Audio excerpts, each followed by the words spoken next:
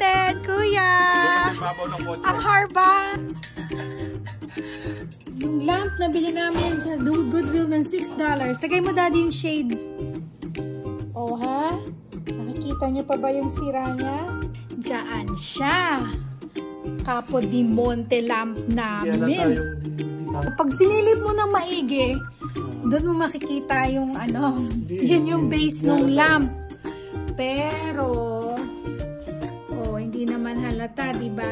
Pag nakakita ako sa Goodwill ng mas magandang na shade, papalitan na lang natin yan. Ito pala yung nabili natin sa marketplace na $15 para sa dalawang yan. Solid wood. Siyempre, yung ating demi-jack na hiningi natin last year. And ang pinakahuli nating hiningi sa kanya ay ito. Ang Capo di Monte na lamp. Thank you, ate.